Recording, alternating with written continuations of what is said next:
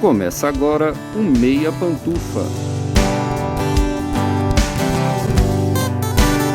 Bom dia, boa tarde, boa noite, boa madrugada, pessoal! Todo mundo com os fones de ouvido porque tá começando o seu Meia Pantufa, toda terça às 5 da tarde no seu player favorito. Eu sou o Luiz Leão e tenho aqui, como sempre, de um lado meu amigo Gustavo Azevedo. Bom dia, tarde, noite, madrugada, Gusta. E aí, assistidores e assistidoras de filmes e séries? E também, como sempre, do outro lado, meu amigo Lucas Abreu. Bom dia, tarde, noite, madrugada, Lucas. E aí, cinéfilos e cinéfilas do Meia Pantufa? A gente se diverte quando a gente vê o M. Night Shyamalan tão ativo quanto ele tem sido nos últimos anos. Na data de lançamento desse episódio, está em cartaz nos cinemas Armadilha, mais novo thriller do diretor. E a gente acompanha um serial killer que leva a filha a um show e se vê cercado pela polícia. Mas e aí, o que a gente achou desse filme? Será que Armadilha é mais um filme a contribuir com a divisiva filmografia do Shyamalan? Por que será que as reações aos filmes do diretor são sempre tão divergentes? Antes de começar, você já está seguindo a gente no seu agregador favorito? Aproveita que ainda está começando e clica em seguir. É rapidinho e você se torna o primeiro a saber sempre que o Meia Pantufa tiver conteúdo novo. E tem outra coisa bem importante. Se o seu agregador de podcast tem um sistema de avaliação, dá uma notinha boa aí pro Meia Pantufa. Geralmente é um sistema de estrelas, logo no começo do seu feed. Basta clicar no podcast e avaliar. Quanto mais avaliações boas, mais os agregadores distribuem o Meia para as pessoas interessadas. Mas já deu de enrolação, né? Bora começar, que hoje é dia de Armadilha no Meia Opinião.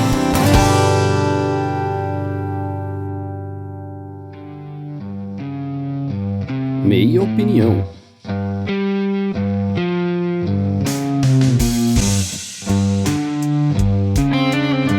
Resuminho breve de Armadilha. Aqui estamos acompanhando Cooper e sua filha Riley. Cooper é um pai do ano e ele vai fazer o sacrifício de assistir um show da Taylor Swift com a filha dele, porque a filha dele gosta muito da Taylor Swift. Não é bem a Taylor Swift, mas é a Taylor Swift, é óbvio, né? Ele compra os ingressos pra levar a filha dele nesse grande show extra que vai ser no meio do dia, ali à tarde. Tá feliz por ela, ele tá levando ela porque ela tem sofrido na escola com as amigas, tem brigado com as amigas e anda mal e tal. E aí só um artista pop pode salvar um adolescente dessas crises tão profundas, né? E aí ele leva a filha pra assistir esse show e começa a notar uma estranha movimentação policial, pelo menos pros olhos dele, né, uma estranha movimentação policial, e acaba descobrindo que mais importante do que a Taylor Swift naquele show é ele é a estrela da noite, porque a polícia está armando uma armadilha pra ele, porque na verdade a gente não está vendo o pai do ano, a gente está vendo o serial killer com o originalíssimo nome de açougueiro, e aquele show é um show pros fãs, evidentemente, mas na verdade existe uma segunda intenção, que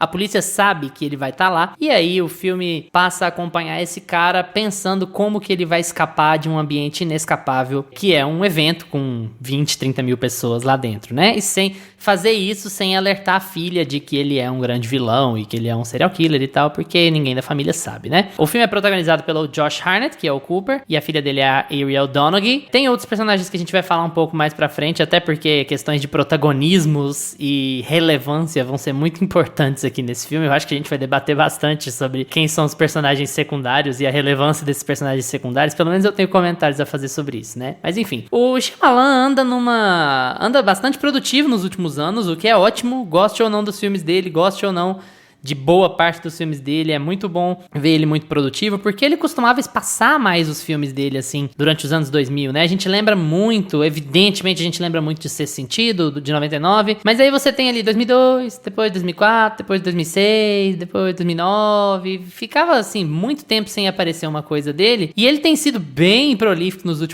últimos anos, né? Ele é produtor de Servant da Apple TV, que ele não é exatamente o diretor, mas ele é produtor executivo, então ele tá lá o tempo inteiro.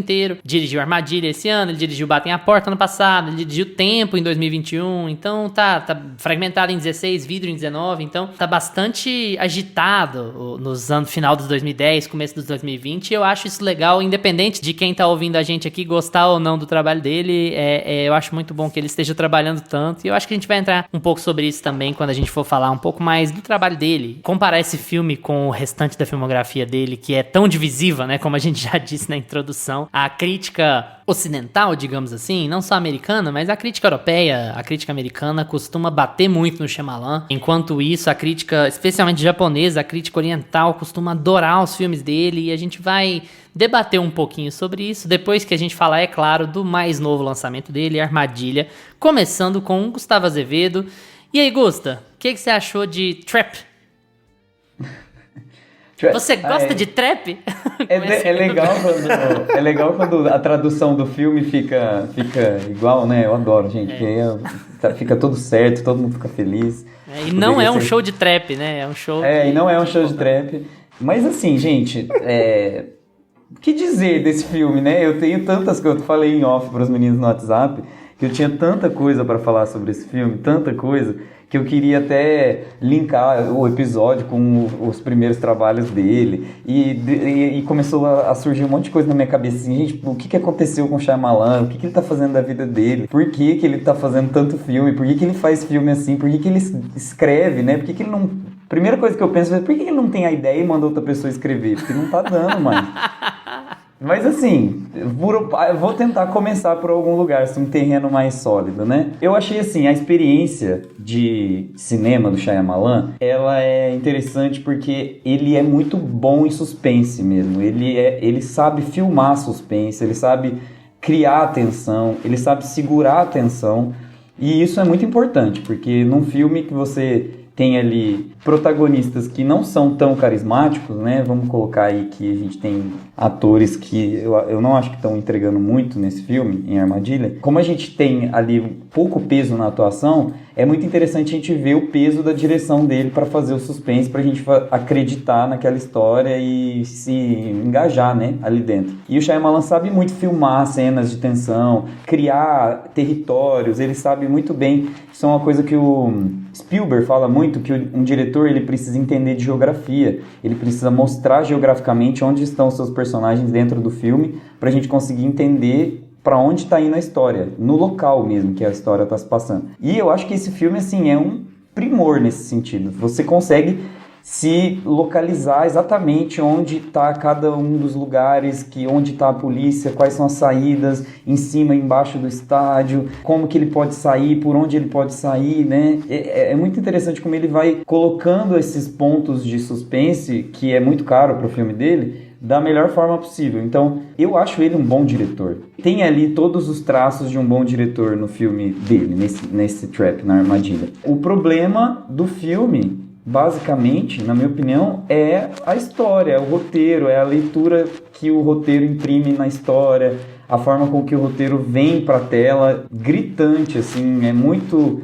É um vício do Shyamalan e a gente vai ter que colocar ele na terapia para ele resolver isso, porque ele não consegue mais fazer diferente. Então, todos os últimos filmes dele, ele esfrega o roteiro na nossa cara, assim, você consegue ver onde as coisas estão acontecendo, onde as coisas estão se dobrando para a história caminhar para onde ela tem que caminhar. Então, assim, Suspensão da Descrença aqui deveria ser o nome do filme. Porque senão você não assiste ele. Você não consegue. Primeiro que o show começa... compara o que o Donald Glover faz em Swarm com o que o Shyamalan faz aqui, né? O nepotismo que ele fez aqui. Ele colocou uma menina que... Em Swarm a gente tem toda uma comunidade dos Beehive lá, como se fosse a Beyoncé, e a gente tem uma comunidade mais fandom, tipo assim, de um público clássico da Beyoncé, né? O Donald Glover constrói isso. Aqui... Parece que o fandom é descolado da artista, assim, parece que não tem um apego ali. Aquela menina deveria ser fenotipicamente uma Taylor Swift lá mesmo. Parece que a filha dele quebra um pouco isso, sabe? Porque o fandom é todo menininha, todo não sei o que lá, e a artista, ela parece ser mais fierce, assim, sabe? Mais... não sei.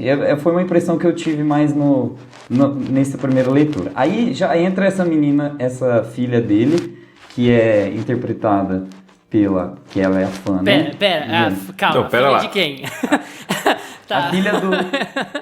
é importante, porque a artista pop é a filha do Shyamalan. Mas aí você tá falando da filha da Riley, que é filha do protagonista. A Riley... Vamos lá, então. O Cooper, ele tem uma filha que ele leva essa filha pra assistir esse show dessa artista que eu já achei que não deu uma cola muito boa entre fã e e artista, né? Ela vai assistir esse show e quando ela chega ali pra entregar uma atuação junto com o Josh Hartnett, essa menina, Ariel Donoghue, ela não entrega, gente, ela é bem fraca e eu senti, assim, um descolamento dela com tudo, assim, com a artista, com a empolgação de fã e tudo mais. Então você já começa meio assim, nossa, que sem graça que tá essa relação de fã e artista, né? Não parece que não tá muito interessante e tudo mais. E aí você tem que se fiar, você tem que ficar muito atento e muito feliz com o que o Josh Hartnett tá te entregando e esse personagem, o Cooper, tá te entregando. Então, se você se empenha na história dele, se você se comove pela situação que ele tá passando, você compra o filme e vai. E aí, você tem que pegar na mão do Shyamalan e entrar naquela máxima, assim, que... frase de pai, sabe? Isso só acontece em filme. E você tem que segurar nessa frase e ir. Porque é só aqui mesmo que vai acontecer. A partir do momento que você cria empatia pelo Cooper, todos os pequenos micropassos que ele dá é tipo, mas só em filme. Essa é uma coisa meio La Casa de Papel, assim.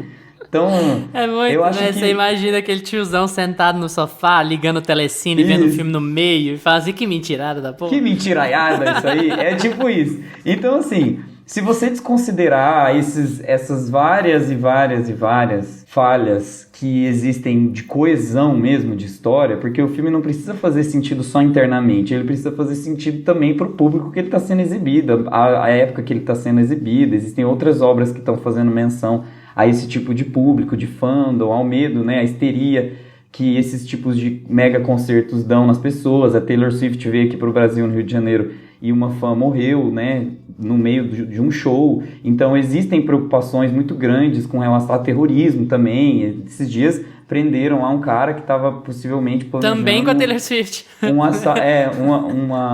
Um rolê assim no show da Taylor Swift. Então é um medo, ele pegou um medo muito, muito genuíno mesmo das pessoas e colocou ali na... Só que não, parece que não vem muito assim, não descola muito do que é o filme, sabe? Ele não vem muito pra nossa realidade. E aí tem assim, os problemas só começam. Eu acho que pra ressaltar partes positivas, que eu sempre sou do bem no começo, pra ressaltar partes positivas mesmo, eu acho que a gente tem o Josh Hartnett, que ele tá entregando muito bem assim nesse filme. Ele é o único ator que realmente vai bem do começo ao fim. Eu acho que ele toca com o que ele tem de história, ele entrega bem. E eu acho que a primeira parte do filme, a primeira parte de essa coisa de escape room, é interessante, é legal, é divertida.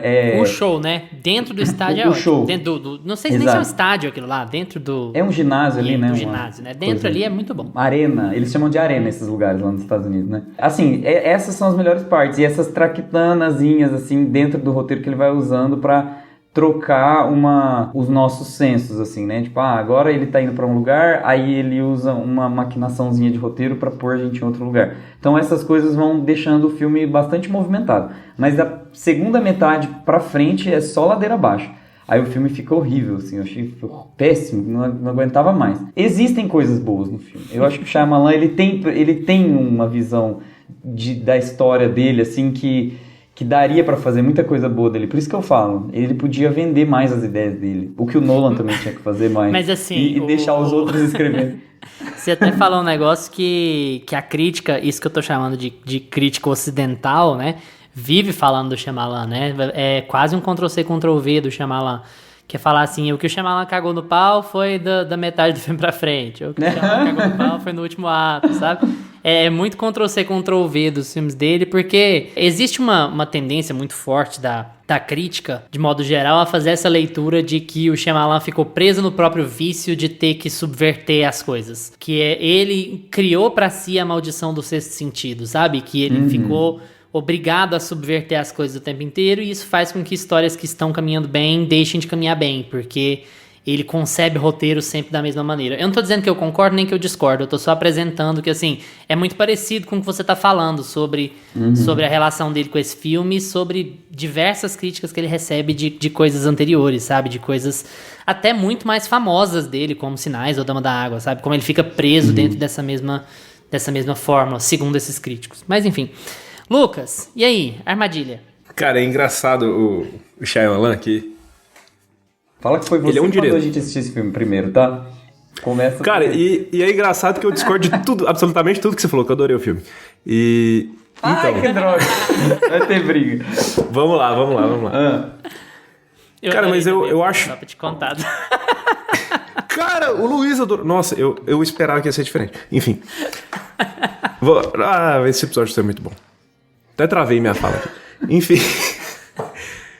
Cara, eu sempre vou muito empolgado pros filmes do Shyamalan, porque, principalmente, sem prolongar esse assunto, porque eu acho que já deu uma estafada em todo mundo, mas principalmente em tempos de marvelização, é muito bom você ir pro cinema vendo um diretor como o Shyamalan, cara. Você sabendo que você vai pra lá pra assistir um diretor que ele vai te trazer uma história descompromissada, que vai ter a pegada dele, que vai ter uma autoralidade, que você... Beleza, você já sabe mais ou menos o que esperar do Shyamalan, mas é um diretor que... E nesse ponto ele, não na estética porque eles são completamente diferentes, mas nesse ponto ele me lembra muito Tarantino, de serem dois caras que são apaixonados por cinema e que estão ali pra te entregar uma história que ele teve uma ideia, tipo, nossa, como seria se essa situação fosse desse jeito? Ele pega um argumento, assim, absurdo, que de cara você bate o olho e fala, cara, quero ver. Você já fica curioso, assim, pelo argumento da história dele, sabe? Um breve asterisco aí, amigo. Não vou te interromper por muito tempo, não, mas assim...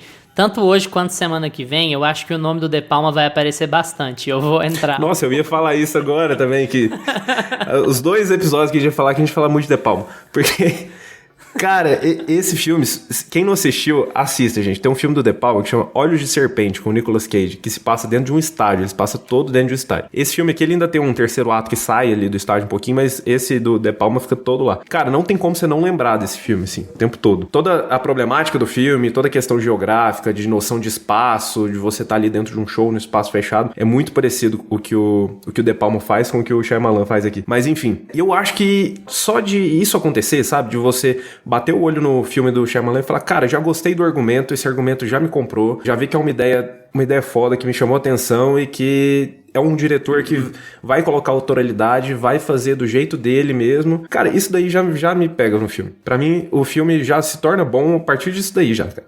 E o Shyamalan, você entra nesse filme como no Armadilha, ele tá pouco se lixando pra verossimilhança, pra realismo, ele tá pouco se lixando. Tipo assim, essa não é a proposta. Se você vai lá esperando que seja pé no chão, que seja... Não, cara, ele quer te causar tensão. Olha, e se um serial killer fosse um pai do ano e fosse levar a filha dele num show e tivessem atrás dele? Como é que esse cara... E assim, cara, eu vejo muito... Ultimamente, eu ando tentando não ficar muito preso em questões muito técnicas, assim, nos filmes e curtir mais o filme como um todo. E foi uma excelente experiência esse do Shyamalan tentando fazer isso, porque ele é justamente esse cara que ele não tá muito preocupado com isso. Ele fala, cara, eu vou te causar tensão, eu vou pegar esse argumento dessa história, é só isso, a minha história é uma coisa super simples, eu não vou te ficar te mostrando a cena de assassinato dele, eu não vou ficar mostrando o histórico de polícia dele, como que ele mata as vítimas, nem nada.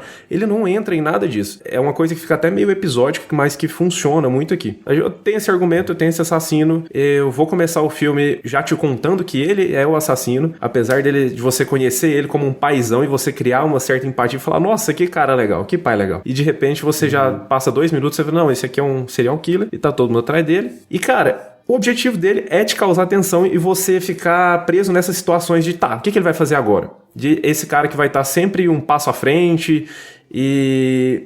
O Shyamalan, eu sinto que ele tenta falar aqui no filme que, ó, eu vou colocar situações que ele vai estar sempre à frente, tanto pra eu mostrar que esse cara é muito inteligente, ele é muito bom no que ele faz e tudo mais, mas também pra me mostrar que se fosse uma... boa, eu sinto muito que ele faz isso aqui. Se fosse o herói, se fosse uma boa pessoa, as coisas seriam muito mais difíceis pra ele. Mas como ele é o vilão, como eu vou colocar que tudo é mais fácil pra ele porque ele é mais inteligente, porque, sabe, eu sinto que ele tenta mostrar essa coisa de, tipo, o mal conseguindo, mas até certo ponto. Eu sinto que essa é toda a temática, assim, do Shyamalan que ele faz em outros filmes também. E, cara, é muito legal essa coisa de você ir acompanhando. Eu fiquei preso, assim, sem olhar no relógio, na ponta da cadeira, do começo ao fim desse filme. Eu acho que ele perde um pouco o fôlego no final. Eu acho que ele funciona muito melhor quando ele tá dentro do estádio, quando ele tá dentro do show. A partir do momento que ele sai do show é onde eu acho que o filme cai um pouquinho. Muito melhor. Muito melhor. Cara, porque assim, ele tem uma barriguinha ali, que aí ele começa a fazer uma coisa de ter o filme ter 5 finais, né? Você acha que vai acabar ali, não, mas vai acabar ali, não, mas vai agora aqui, agora aqui. E então eu acho que o Shyamalan, ele não tem esse final muito bem resolvido ali, ele podia ter dado uma encurtada no caminho. Se o filme acabasse, sei lá, mais ou menos como acabou, mas assim, com ele saindo do estádio. O filme não acaba. Ou ele encurtasse ali um pouquinho. Acaba, pô. E, enfim, eu acho que ele podia ter ter regulado um pouquinho esse final, que ele tenta ficar prolongando pra te dar mais expectativa. Mas eu acho que esse jogo esses desafios que ele vai lançando pro personagem, tá, agora qual que é o próximo obstáculo? Qual que é o próximo objetivo? O filme é isso, cara. É você acompanhar esse serial killer em várias... E ele é como se fosse um videogame, né? Ele vai avançando de fase, tá, qual que é a próxima fase? Qual que é a próxima coisa que ele vai ter que fazer? E aí você não fica tanto preso no... O Shyamalan é esse cara que ele se tornou a vítima do plot twist, né? Depois de ser sentido. E é engraçado, cara, que entrando um pouquinho mais, assim, na carreira dele, só pra eu finalizar aqui sobre o filme, o Shyamalan, ele tem... Se você vai pro mainstream, até pra crítica mainstream de YouTube, ele é um diretor considerado assim, o cara que fez 2 filmes bons e depois só cagou no pau. E se você vai pra um outro lado da cinefilia, cara, tem quase uma seita do Shyamalan, assim. Tem uma galera que idolatra ele, que adora... Gente que adora ele. Que adora tudo que ele faz. Até Dama da Água, que assim, no mainstream é super mal avaliado e tem uma galera assim que adora. Acho que é um dos poucos dele que eu não cheguei a ver. Mas pra mim ele tem mais acertos, pelo menos as coisas que eu já vi dele, ele tem mais acertos do que eu. Eu acho que os problemas dele estão realmente no roteiro, geralmente, em como ele executa esse roteiro. Porque, por exemplo, em tempo eu acho que fica muito expositivo. E aqui, eu acho que no terceiro ato tudo vai ficando cada vez mais expositivo. Muito, assim, elevado. Deus. E chega uma hora, cara, que, assim... Tem uma cena, a cena da cozinha, não sei se a gente vai entrar nisso ainda mais pra frente. Esposa. Mas, nossa, cara, é assim, é um manual, é uma coisa assim, um checklist que eles vão fazendo, assim.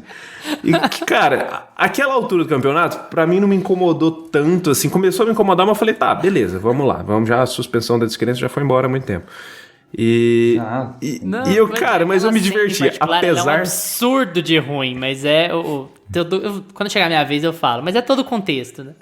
Apesar dessa cena eu ainda me diverti bastante. Eu ainda acho que o filme funciona, ele não chega a ficar ruim por causa disso, mas eu acho que ele tem esses excessos de exposição e tudo mais, que é o que acaba não deixando esse filme perfeito. Enfim, o Shyamalan, ele acaba se tornando... Eu acho que ele tem mais acertos do que erros, e ele consegue imprimir a autoralidade dele muito bem, assim, em todos os filmes que ele faz, mas ele acaba se tornando essa vítima do plot twist, né? Todo mundo fica esperando os filmes dele, né? Qual que vai ser o plot twist e tudo mais. E nesse filme aqui, eu acho o filme mais, assim... despretensioso dele, dos últimos anos, porque, cara, ele só quer te causar atenção, basicamente. Ele te dá uma situação que você vai ficar curioso, que você vai achar interessante, que vai te colocar dentro do filme, assim, logo de cara, nos primeiros 5 minutos, você já tá engajado na história. A partir disso, ele vai desenvolvendo só atenção. Tensão, qual que é o próximo obstáculo, qual é o próximo obstáculo desse cara, e basicamente o objetivo dele é esse. E quando chega no plot twist, nem é a coisa mais importante do filme aqui. É só como se fosse eu tenho que ter uma virada aqui pra eu chegar no terceiro ato e ver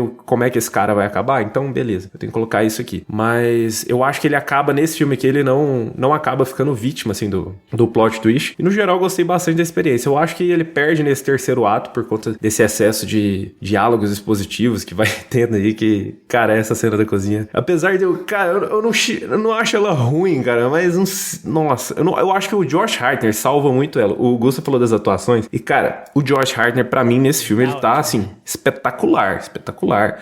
O Shyamalan faz muito uns enquadramentos, assim, um close-up frontal, cara. E ele faz isso muito com o Josh Hartnett aqui. Ele tá demais. Ele entrega tudo que ele precisa entregar, assim, do início ao fim. E eu não achei ninguém ruim, não, viu? Eu gosto da atuação da filha dele, que geralmente eu acho que essas atuações infantis aí são geralmente as mais problemáticas. Esse comentário é ótimo. Misericórdia. Mas eu gosto dela. Ela é a fã da Taylor Swift, assim, cuspida e escarrada. Básica, né? O problema é que eles não colocaram a Taylor Swift, usaram o nepotismo e colocaram a filha do Shyamalan lá no...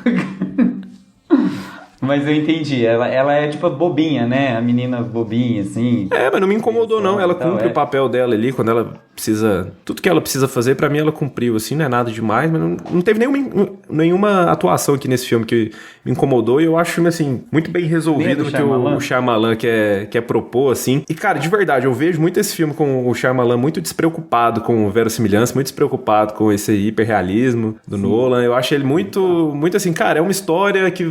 Você tem que entrar... É um serial killer aqueles filmes e é dos isso. anos 90, né? Aqueles filmes... Cara, lembra muito De Palma. E lembra... De Palma, mano. Lembra muito De Palma. Os thrillerzão do De Palma dos anos 80, velho. É muito... Lembra muito De Palma. Lembra muito esse especificamente do De Palma, que é o Olho de Serpente. E lembra muito Hope também, pra mim, do Hitchcock. Rope, né? Ele é um filme que ele começa basicamente com essa premissa de você já saber quem é o assassino e ele se passar inteiro dentro de um apartamento. Então você já sabe Festim que diabólico. Festim diabólico.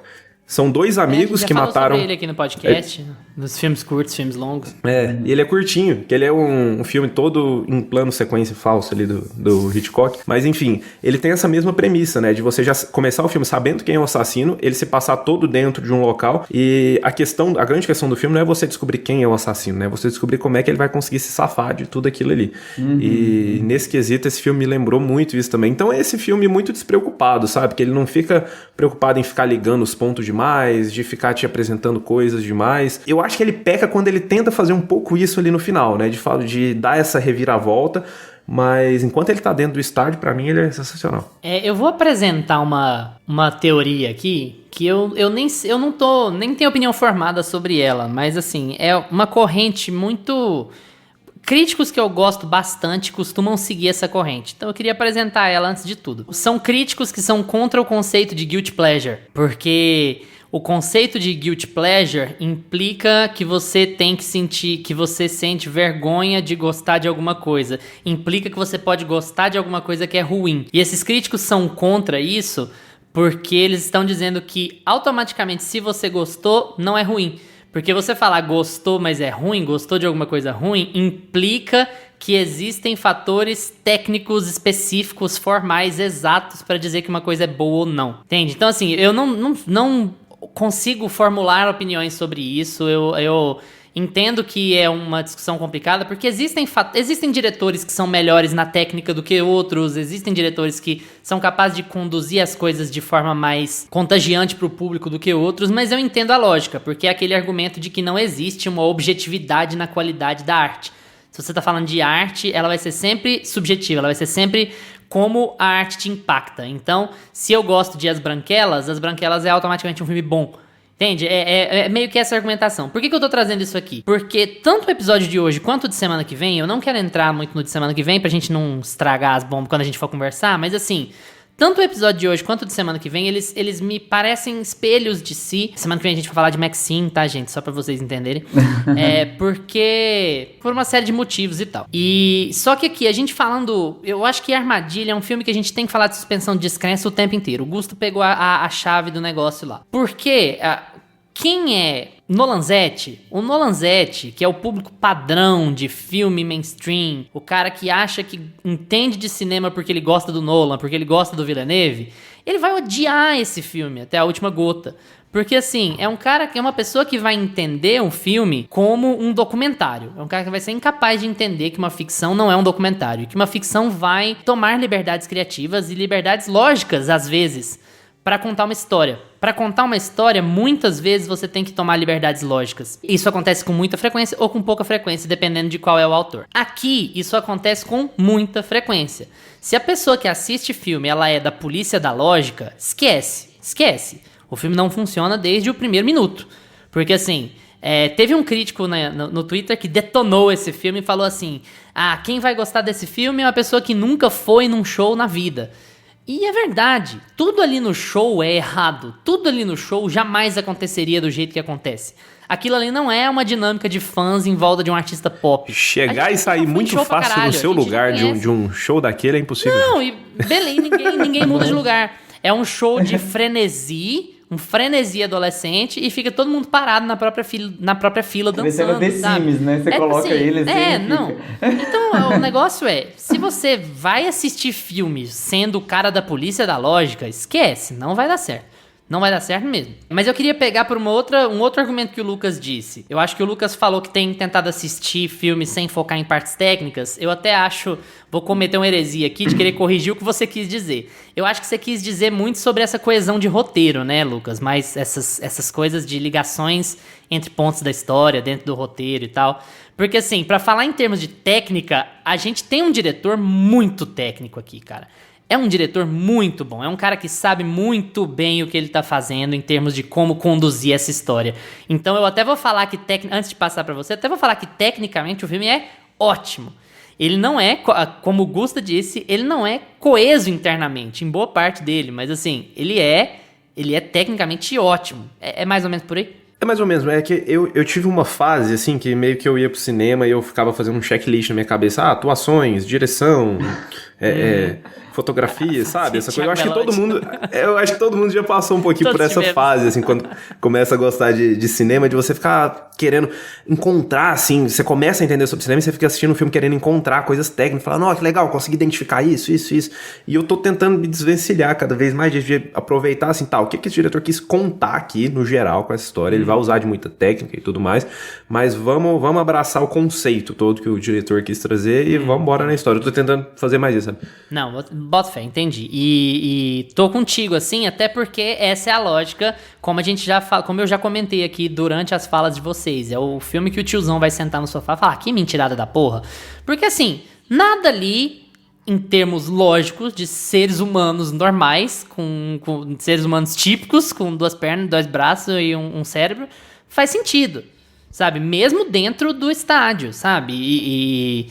E tá ok. Porque por que eu citei quando eu comecei minha fala essa corrente do interpretar? Se o filme funciona pra você, ele é bom. Porque, assim, é uma experiência que, pra mim, é muito boa. Eu gostei muito da experiência de assistir esse filme, sabe? Eu não fui igual o Lucas, que vou falar que eu fiquei amarrado do começo ao fim do filme, porque eu não fiquei. O filme derrapa muito quando ele sai do estádio. Tipo assim, ele desliza brutalmente. Ele parece que ele tenta forçar ainda mais a sua suspensão de descrença, sabe? A cena da limusine, pra mim, eu dei risada no cinema, porque eu fiquei assim, sério, aí você forçou a barra, pelo amor de Deus. Mas assim, a experiência de assistir o filme, eu falo na cena da limusine, a cena que ele tá dirigindo a limusine, tá? Sim. A experiência de assistir o filme toda foi muito legal, assim. Eu gostei muito porque o Shyamalan conseguiu evocar o que ele queria evocar. Que é assim, você tá acompanhando um cara extremamente esperto, um cara extremamente controlador e capaz de controlar, bom em controlar, buscando saídas pra escapar dali. Então é muito legal você acompanhar e ver ele analisando. Ele causa um acidente pra ver que ele vai tentar ir pra uma porta, mas aí alguém já tava esperando isso e ele se ferra. Aí ele tem que tentar outra saída. Aí ele volta, pensa outra coisa, usa um argumento mequetrefe com a filha dele olha pra ele, você tá doido? Você acha que eu sou idiota? Sabe? E aí aquilo não dá certo, ele tem que pensar outra coisa. Eu gosto disso. Isso é muito engajante, sabe? Você gosta muito de acompanhar isso, você acha legal de ver. Eu gosto disso na filha dele, inclusive, que ela é essa personagem que fica mostrando pra gente que, olha, não tá colando o que você tá falando, tipo, é absurdo. Não tem ninguém acreditando, assim, nas suas desculpinhas e tal. E eu acho que ela faz muito esse papel do público de, cara, não seria assim na realidade, sabe? E eu acho até legal, eu não acho que foi de propósito, mas eu acho interessante. O Shyamalan sempre aparece nos filmes dele, né? Eu lembrei um pouco do Scorsese sendo o passageiro que é tipo mal encarnado no Taxi Driver, sabe? Que ele é um ponto de virada pro protagonista dele. É muito legal que o diretor seja o cara que é o ponto de virada pro protagonista dele. Fala assim, a partir daqui, agora você vai abraçar esse lado podre, sujo seu, e você vai virar Você vai parar de fingir, né? Você vai jogar a máscara fora. E o Shyamalan é meio isso, sendo o road mais burro da face da terra, né? Que é o cara chega com a conversinha mole que a filha dele tá doente, o cara simplesmente compra a ideia e, não, beleza, vem cá, vai dar tudo certo. É tipo assim, é o diretor meio que falando assim, gente, eu sei que é uma desculpinha esfarrapada, mas bola pra frente, é menos importante, eu só preciso fazer o meu protagonista chegar lá do backstage, sabe? Calma que vocês vão gostar quando eu chegar lá. Então assim, o Shyamalan tá quebrando todas as regras da lógica, da convenção aqui. Isso vai ser incômodo pra muita gente, e tá ok ser incômodo pra muita gente. Só que eu acho que a experiência fica maior do que esse tipo de coisa, porque Total. Você investe muito, e você investe muito no protagonista também. Você não investe tanto na filha, no conflito da filha, mas o Shyamalan lida muito bem com esse paralelo de ter esse serial killer que é um bom pai. Você tem que lidar com os fatos. Você tem que lidar que ele é as duas coisas, sabe? Ele é um monstro e ele é um bom pai. Ele se importa com os sentimentos da filha, ao mesmo tempo que ele empurra uma mina bêbada da escada. Sabe? Ele é essas duas coisas. Ele é esse conflito interno aqui. E eu acho que, curiosamente, fazendo de novo de um uso de metalinguagem, na medida que o protagonista dele perde o controle da situação, o diretor perde o controle da situação, que é fora do estádio. Que aí, a partir do momento que ele começa a perder o controle do que tá acontecendo, o Shyamalan também perde o controle da história dele. E isso me incomoda um pouco, não vou dizer que não incomoda, apesar de eu sair com uma impressão muito positiva do filme, eu acho que o filme degringola quando ele sai do estádio. Porque aí o fato de ele ficar excessivamente inverossímil Não só pela geografia, porque no estádio ele é inverossímil pela geografia, sabe?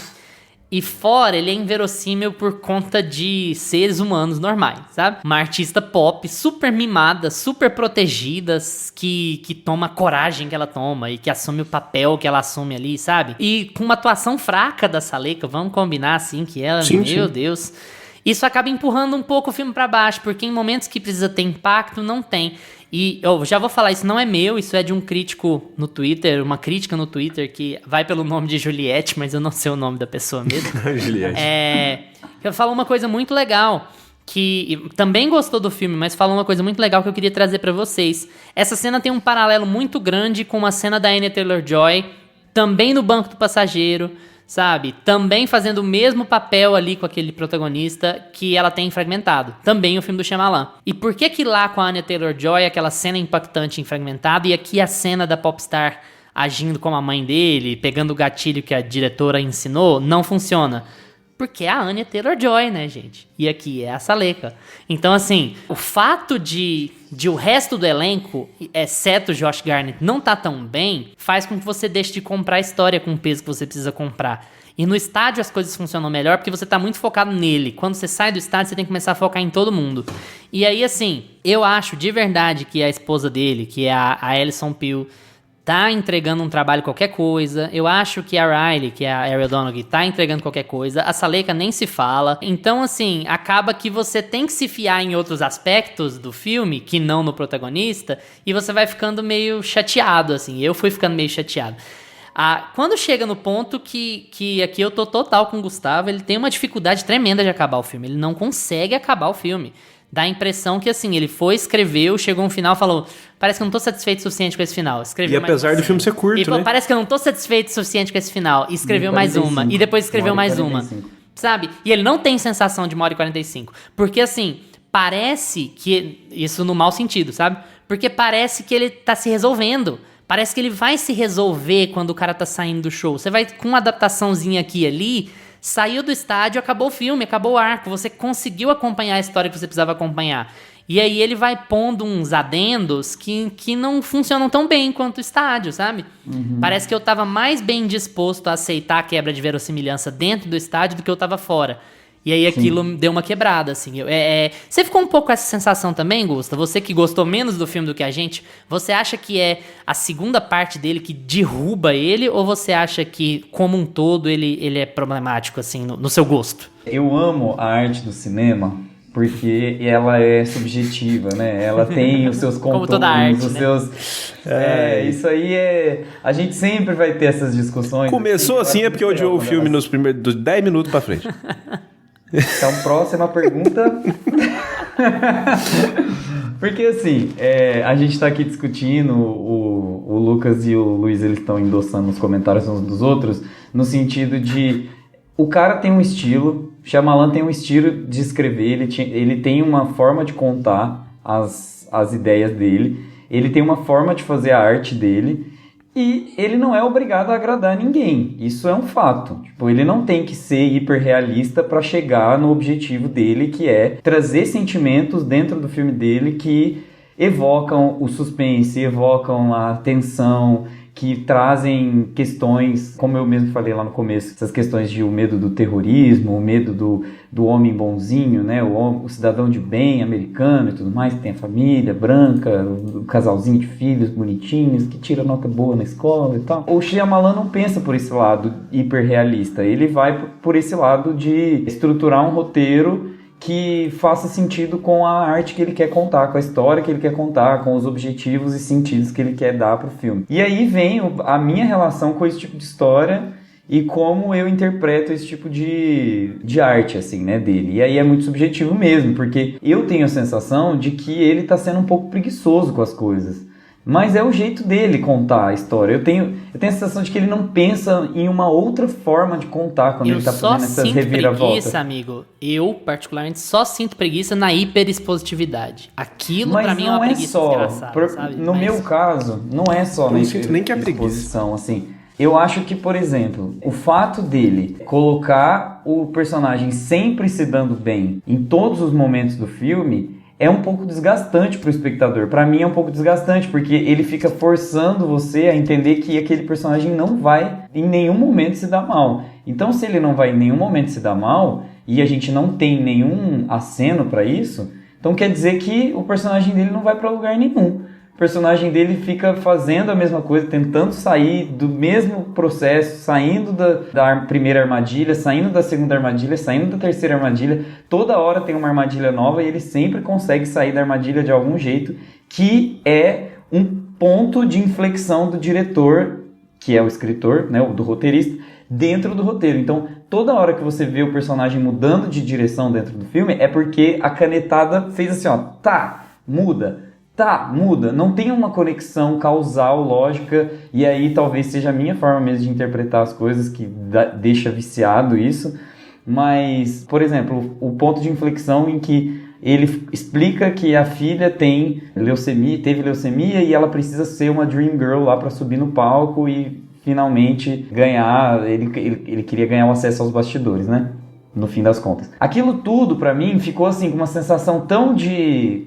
eu preciso aparecer no filme, eu vou dar uma resposta pro filme poder mudar de direcionamento, ele vai sair desse ponto aqui porque precisa, ele vai falar com o diretor que é o sobrinho, ele é o tio, né, da menina, e aí ele tem acesso privilegiado, porque se fosse um Zé Mané da equipe, nada aconteceria, né, tem que ser alguém importante. E aí ele fala justamente com a pessoa absurda, assim. mais importante. Então, assim, ele vai facilitando para o nosso personagem principal ao ponto de nada ter uma barreira, sabe? Por exemplo, tem um momento que ele sobe que eu acho a cena muito legal, que ele coloca um galão de óleo no estádio e aquilo tudo explode ali, aquele óleo explode, ele machuca uma menina inocente, que é mais ou menos da idade da filha dele, assim, jovem, né, que tá trabalhando ali num McDonald's da vida, assim. Aí, a hora que acontece isso, você entende que o personagem é ruim. É naquele momento que você consegue entender o caráter do personagem. Porque ele já tinha empurrado a menina antes, né? Também, quando né? ele empurra a menina, você já entende, né?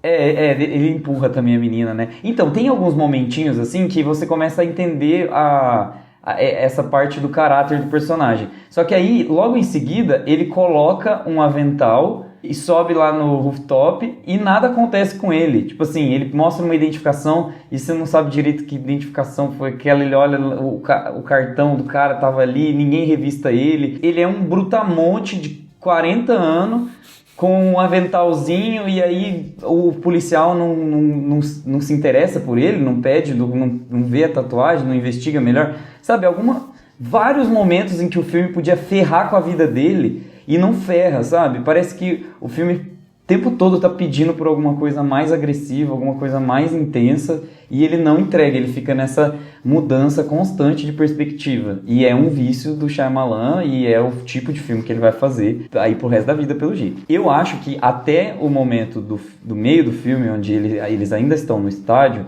não é ruim, porque eles estão no escape room. Então a gente fica naquela sensação de que tudo aquilo ali é um mundo de fantasia. Praticamente todas as regras que regem aquele estádio e aquela lógica ainda estão ali. Quando ele começa a sair, quando ele sai com a menina, adolescente, cantora. Imaginem, gente, a Taylor Swift saindo de um show, numa limusine. Vocês acham que é sair a Taylor Swift, um motorista que não fala nada,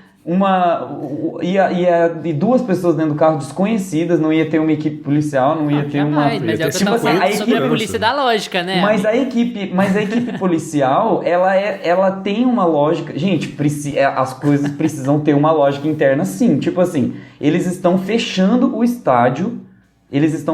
estádio completo ali pra cercar um cara. A menina, ela tá ciente de que tem um bandido lá, um assassino serial killer, porque a gente fica sabendo que ela também tá procurando, né, a Taylor Swift, a nossa Lady Raven. Ela já sabe que ali tem um assassino. E o Shyamalan, ele esquece disso. Não, assim. mas aí eu concordo contigo, aí é muito fácil. Mas aí eu já conto isso como sair do estádio, sabe? É um problema, então, porque assim, ele tá resolvendo o escape room dele de forma estúpida. Okay, aí ele sai do estádio, aí ele entra nessa limusine, aí pra mim a tensão acabou ali. Eu falei assim, gente, não é possível que eu tô vendo uma limusine chegar no subúrbio com a maior artista pop de todos os tempos, todas as adolescentes doidas lá, e ela tá chegando na vizinhança vazia, ninguém sabe que hoje em dia com Twitter, com fake, eles usam o artifício, se não tivesse usado o artifício de live, dessas coisas, mas tá lá no filme. Então, tipo assim, as pessoas sabem pra onde o artista tá indo, pra onde ele vai, não tem ninguém, nenhum vizinho aparece. Vai me dando uma aflição, eu vou ficando assim, gente, mas procura os artifícios dentro da história que você tá construindo pra poder trazer mais elementos de causalidade, sabe? Ele vai inventando as coisas e vai jogando as coisas pra frente, ao passo que você só fica sabendo se você... Tipo assim, até a cena final, assim, ele mostra ele mexendo na bicicleta e aí depois tem uma outra reviravoltinha. Então, tipo assim, nada daquele final tá representado no restante do filme. Você depende de uma invenção da cabeça do cara lá no final do filme, que não tem nada a ver com o começo, pro filme fazer sentido, pro final fazer sentido. Então, pra mim não é o problema só de sair do estádio. É o acúmulo de facilitações que o Shyamalan vai criando dentro do filme dele para construir o argumento que ele quer. Ele precisava um pouco se fiar à história que ele está contando ali dentro. Olhar para o roteiro dele e falar assim, não preciso ter uma lógica externa ao roteiro. Mas eu poderia, talvez, intrincar melhor essas situações para que esses personagens soem mais sinceros. Soa meio artificial, parece meio The Sims mesmo. Eu concordo contigo quando a gente vai falar... Pra mim, o principal problema do filme é a Lady Raven. Ele é o principal problema do filme, porque assim... E aí, de novo, aquela lógica do qualquer pessoa que já foi num show na vida, sabe? A gente tem que entender o óbvio, que esses artistas, eles são inatingíveis. Eles são, como a gente tá falando aqui da Taylor Swift, eles são bilionários, as pessoas têm muito a perder se um artista desse sumir, for sequestrado, alguma coisa assim.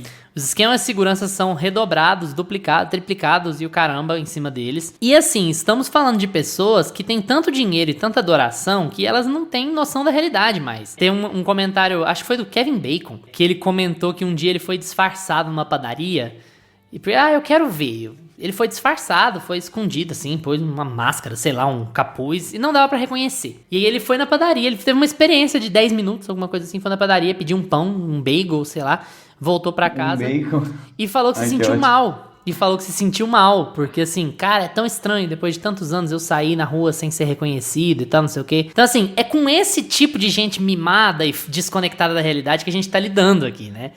E o Shyamalan... Rápido, ele é artista, elogia ele. Essa menina... Então... Ele é artista, ele precisa ser elogiado o tempo inteiro. Então, assim, o Shyamalan trata essa Lady Raven como uma pessoa normal, da moral maravilhosa, que vai se preocupar mais com o bem-estar e a segurança de um completo desconhecido do que com a dela própria, sabe? E aí tudo que ela passa a fazer é completamente desconectado do que poderia ser real naquele personagem, né? Aí eu tô contigo, e é por isso que eu acho que o filme vai muito mal quando ele sai do estádio, porque ele fica nessas... Ele te força a engolir coisas demais, né? Tem horas que acho que você chega num limite. Aqui no estádio eu engoli certas coisas porque eu quero muito saber como é que ele vai sair, eu quero muito saber o que vai acontecer. Então a gente deixa passar... O fato de que essas meninas são comportadas, que você consegue...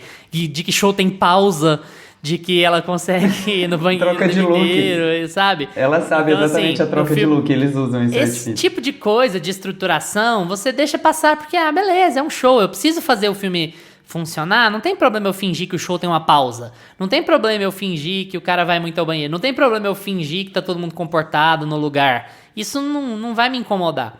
Mas quando chega ao ponto de você fingir que a maior superstar de todos os tempos vai chegar lá na sua casa e vai se trancar no banheiro e vai pôr a vida dela em risco por conta de uma pessoa que ela não conhece, sabe? Sem ter um esquema de segurança, aí já começa a forçar muito a barra, sabe? E eu entendo esse incômodo e isso me incomoda também.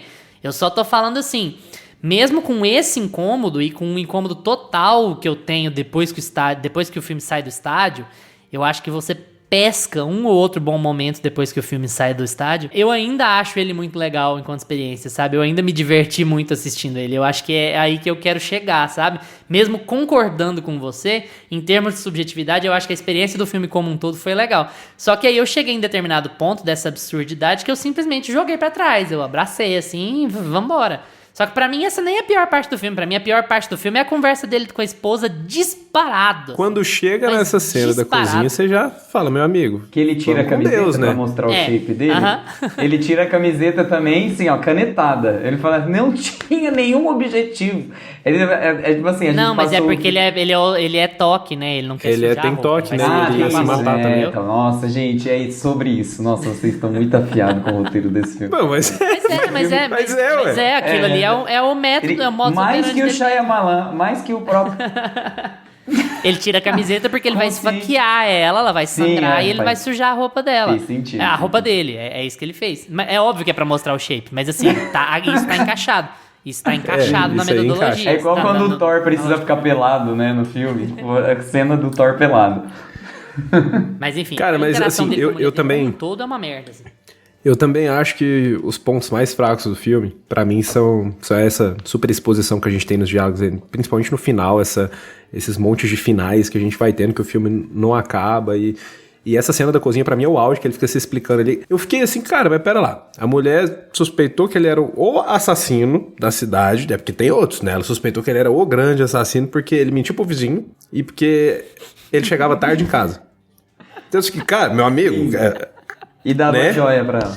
Chegou assim num ponto que eu falei, gente, mas essa mulher, ela o que ela tá fazendo? Ela tá Não era mais desperdiçada fácil, aqui. ela Ela já tinha que ser tava do traindo. FBI, tinha que ser do CSI. Enfim, nesse Não, ponto e você fala, vira um tá, beleza, novelão, a gente né? tem Nossa que Senhora. a gente tem que só acreditar que foi isso e pronto. Mas eu acho que essas facilitações que ele vai tendo de tudo dar certo pra ele funcionam muito bem dentro do estádio. Pra mim isso daí não é um problema em momento algum no filme, porque o Shyamalan ele simplesmente fala, ó, esse cara ele é foda, ele é o John Wick do filme.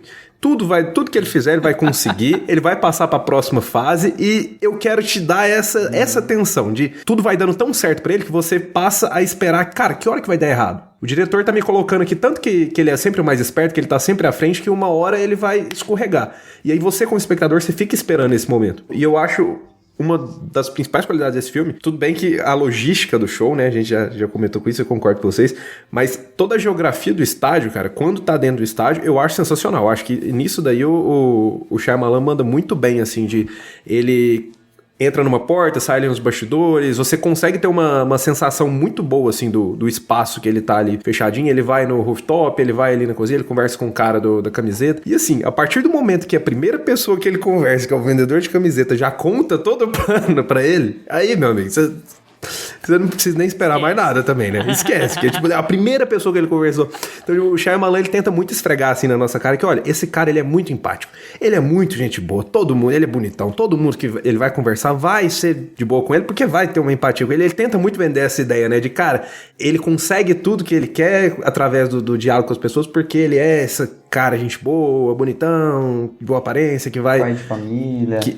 Que vai ter uma empatia fácil com as pessoas, mas por dentro ele é um monstro e tudo mais. Ele tenta vender muito essa ideia pra A gente. única Né? coisa que me incomoda um pouco dentro do estádio é que, assim, eu acho que o Shyamalan conseguiria ter feito um filme melhor ainda se ele tivesse levado em consideração a histeria do público, sabe? Eu acho que esse cara ultra organizado, ultra metódico, ele poderia usar a histeria do público a seu favor.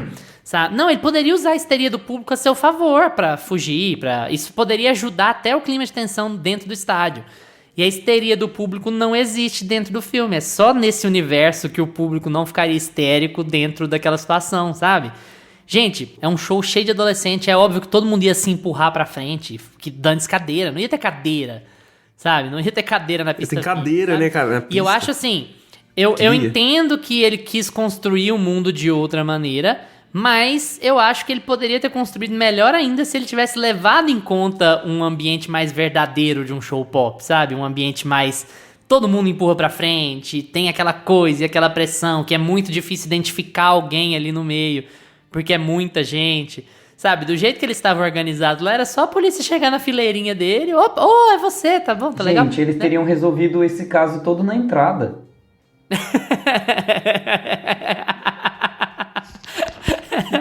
Não foi o show pra pegar ele? É verdade, né? É muito simples. Esse filme acabaria nos primeiros 10 minutos. Ele amarra o tênis e vai e é preso. Vê a menina entrando lá no backstage, aí eles vão revistar as pessoas, ver quem tem tatuagem de ovelha e vai prender o cara. Então, assim, na hora de tudo entrar, começa sem lógica e eu Já acho que entrou esse é o ponto. É por isso que vocês não ligam muito pra isso, porque o filme, ele não vai precisar dessa estrutura lógica mesmo o tempo todo, e ele se beneficia muito disso a partir do momento que ele encara que a lógica não existe. Aí porque o negócio é que, tipo assim, ele não seria nem um curta, né, amigo? Ele seria um TikTok, se fosse pra ser verossímil, né? Opa, você tem um perfil que a gente tá procurando, vem aqui responder as perguntas. Vem aqui no Camburão. Ele ia nem entrar no... Nem ia nem entrar no polícia... Maracanãzinho, né? Tipo, aquela mulher é tão inteligente que a nossa líder lá do FBI, que ela é uma... até o cargo dela é meio genérico, assim, tipo, ela é uma analista de perfis. Daí, eles chegam depois... Os analistas de perfis vão ficar grilados com você depois de ver esse episódio. Eles falam... Não, gente, ela é você é viciado em atacar profissões. É isso que ela é. Ela tá aqui pra ser... Ela tá aqui pra ser a nova velha do Fragmentado. É isso que ela tá aqui. A função dela é ser até isso. Nossa, mas... Era terapeuta. Mas muito away, né? Poderia ser qualquer outra pessoa ali, qualquer outra função. Eu digo que é genérica não por causa da profissão, tá, Lucas? Gente, analistas de perfis aí, por favor, não me matem. Mas é porque eu achei o cargo dela, assim, o lugar dela e a posição e quem ela é foi só feito pra se relacionar com a figura materna, né? Não tem outro propósito. Que ela é igual, né? Eles colocam ela grisalha e tal. E tirando que esses assuntos também, eles não sei se... Ele começa a enfiar umas coisas meio boa, tem medo, assim, que começa a ficar assim, gente, mas pra quê? Você não precisava fazer isso com o seu filme. Colocar esse negócio meio de psicanálise, né? Assim, tem hora que ele parece um requentado do Fragmentado, né? Parece que ele tá requentando o tema, tem um assim, pouco disso. do próprio filme. Eu acho engraçado. Sobrenatural, que não precisava. Ele poderia fazer meio Dexter, né? Quando ele vai pra essa viagem da mãe, do passado dele, que ele tenta dar essas pinceladas aí do passado do personagem, eu não gosto muito também, não. Porque, cara, ele passa o filme inteiro te falando que, olha, a minha história vai ser uma coisa fechadinha, você tem esse... Ele é o serial killer, ele chama Butcher e pronto. É isso, você precisa saber. E ele é um paizão e ele mata gente. E ele tá com um japonês, coreano, não sei, alguém asiático preso lá numa sala e que tá louco. Beleza. Num porão, tentando sair. Dexter. E assim, pra mim, a partir do momento que ele fala, beleza, você não precisa se importar com mais nada, o meu filme é essa historinha fechada, ele funciona. A partir do momento que ele sai, ele também esquece disso. E ele começa a fazer isso. Não, porque eu vou colocar aqui que ele tinha um trauma de infância, da mãe. Aí pra mim já perde um pouco, porque meio que fica parecendo que, beleza, você me falou que você não queria se explicar. A lógica do filme era só essa, de você ter um assassino e como é que ele vai sair daqui. E aí de repente você começa a querer explicar demais o assassino. E esse negócio da mãe parece que não cola muito também, fica meio jogado. Não, então, e o final, Maria do Bairro com a mulher dele, né? A mulher dele chega e fala assim, não, vem aqui comer um bolo. Este bolo que eu preparei no dia 14, quando a gente tava junto. Ah, não, eu peguei o canhoto e eu rasguei o canhoto para dar uma impressão que foi um erro seu. Não, mas na verdade eu fui até a casa, não sei o quê. E eu assim, cala a boca, mano. Sabe, assim, uma informação que eu não pedi, eu acho que aquilo quase prejudica o filme, assim, de verdade. Eu não precisava daquelas informações. E aqui eu acho que tem um problema também de como foi montado, porque você não dá muito valor para aquela esposa dele, porque ela aparece tão pouco no filme. Ela entra tão no final do filme, ela é tão assim, você tem uma desconexão tão grande entre a importância que ela tem pro plano todo e o tempo de tela que ela tem, sabe? Que você fica meio, tá, mas é essa interação mesmo? E aí você acaba o filme, tipo assim, com muito pouca interação. Olha quão impactante teria sido, até pro jeito shyamalanesco de escrever, se a Riley tivesse armado tudo ao invés da esposa. Porque você tá com a Riley desde o primeiro minuto de filme. Aquilo significaria muito mais. Nossa, ia ser muito mais esposa, legal. Sabe? E aí ficou poderia aquela escrever coisa os filmes ali, do Shyamalan. E se fosse um erro dele mesmo, ou se a gente tivesse só visto uma cena da esposa né? Se desconfiada. Fosse um erro dele, tudo bem, ele errou, tá bom. Uhum. Eu acho que funcionaria mais. Já tava dado, né? Como já tava bom. A gente já sabia que era um erro, então, não precisava de mais nada. Ele respondeu a pergunta que a gente não fez, entende? A gente tava satisfeitíssimo, tipo, ele esqueceu e ele tá puto. O Shyamalan tenta, assim, eu entendo o que o Shyamalan tenta fazer com a história, né, mas o problema é a execução, porque ele tenta falar, olha, esse cara não errou, mas o erro dele foi que ele não deu atenção suficiente pra outra vida dele, porque ele tem sempre esse dilema, né, de ter duas vidas, de ser o pai de família perfeito e de ser esse monstro escondido de todo mundo. Eu sinto que o Shyamalan tenta fazer muito isso no final, de olha, ele tentou tanto separar essas duas vidas que ele não deu atenção de que alguém, nessa outra vida dele, tava enxergando essa segunda vida dele. E eu acho que o Shyamalan queria mostrar isso, mas a execução realmente não dá.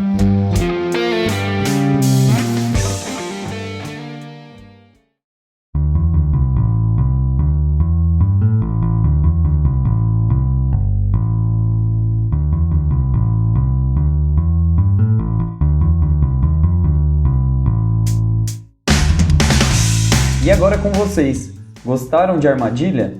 Ainda não assistiram, mas ficaram com vontade? Vamos estender essa conversa no Instagram ou no Twitter, @meiapantufa, que a gente responde tudo que aparece por lá. Valeu pela atenção de vocês. Tchau, Gusta. Tchau! Tchau, Lucas. Tchau, galera.